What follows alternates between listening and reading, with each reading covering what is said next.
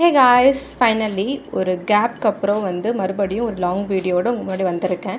So June 15க்கு அப்புறம் video போடலை. நிறைய பேர் என்னாச்சு ஏன் வீடியோ வரல நிறைய பேர் கேட்டுகிட்டே இருந்தீங்க. ஸோ இந்த vlogல அந்த கேப்க்கான மெமரிஸ் எல்லாத்தையும் நான் ஷேர் பண்ணிக்க போகிறேன்.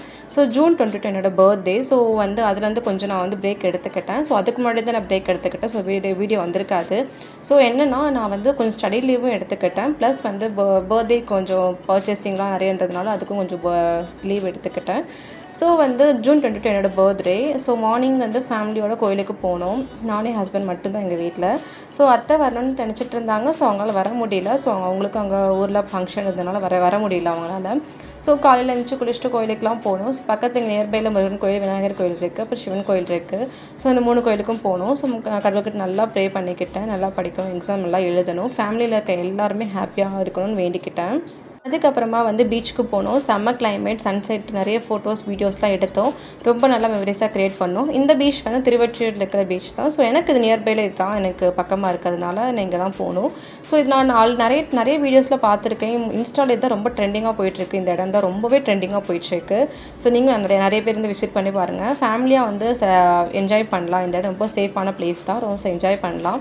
நைட்டு ஃபேமிலி கூட பர்த்டே செலிப்ரேஷன் பண்ணோம். கேக் கட் பண்ணோம், ஃபோட்டோஸ் எடுத்தோம், ஹாப்பியாக டைம் ஸ்பெண்ட் பண்ணோம். இந்த பர்த்டே எனக்கு ரொம்ப ஸ்பெஷல் தான். பர்த்டே முடிஞ்சதுக்கப்புறம் சோஷியல் மீடியாவில் கொஞ்சம் பிரேக் எடுத்துக்கிட்டேன். ஆகஸ்ட் 3 எனக்கு எக்ஸாம் இருக்கிறதுனால ஃபுல்லாக ஸ்டடி லீவ் எடுத்துக்கிட்டேன். ஸோ எனக்கு ஆகஸ்ட் 3 டெக்னிக்கல் பேப்பர் இருக்குது. ஸோ அதுக்கப்புறம் ஜிஎஸும் இருக்குது.